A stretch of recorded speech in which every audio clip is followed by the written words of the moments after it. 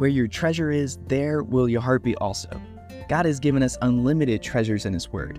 Every time we open it, we can discover a new treasure or admire an old one. What will we find today? Here's Carla Early with Treasure Hunt in the Word.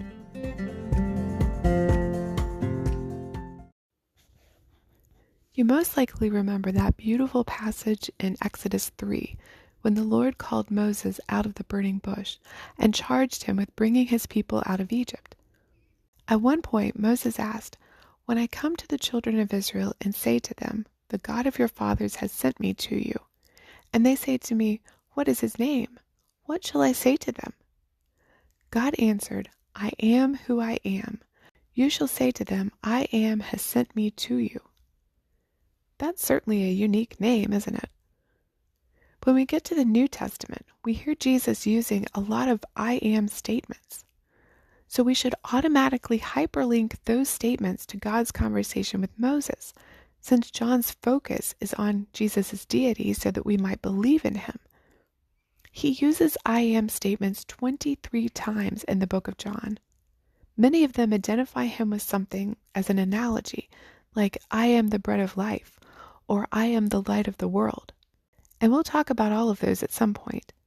But several of those I am statements in our English Bible read I am he. But in most versions, that word he is italicized. Those italicized words are the translator's way of telling us normal readers that they stuck those words in there to make it make sense in English, but they're not there in the Greek. When Jesus meets the woman at the well, she says to him, "I know the Messiah is coming." The Samaritans followed the Pentateuch, though not the rest of the Old Testament. And Deuteronomy 18:18 says, "I will raise up for them a prophet like you," that is, like Moses, "from among their brethren, and will put my words in his mouth, and he shall speak to them all I command him." So the woman expects a Messiah who would speak God's truth. Jesus replies to her, "I who speak to you am he." The Greek really reads, "I am speaks to you."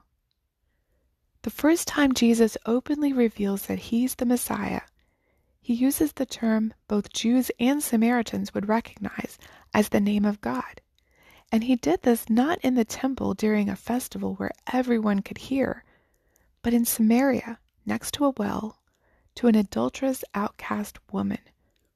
And he made it so clear for her. She knew the Messiah was coming, and he would know the truth.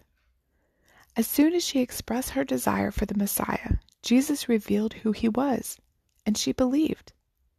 Unlike the Jewish people in the gospel, this Samaritan woman didn't even need to see any physical healings or exorcisms or multiplied food or anything. She just believed because he knew her. So when he said, "I am," she believed, just as simple as that. Because she also knew Deuteronomy 18:19, which says, "Whoever will not hear my words which he speaks in my name, I will require it of him." In other words, God says, when I send my Messiah, you'd better listen to him, or I'll deal with you personally. So she believed and went to tell everyone else. Then many of them believed too. How much does it take for us to believe? When we realize that God is speaking to us, whether it's through the Bible, a friend, a sermon, or whatever, when we realize it's the I am speaking personally to us like he did the Samaritan woman, how do we react? Do we believe and obey immediately? Or do we require prodding, repetition, or signs?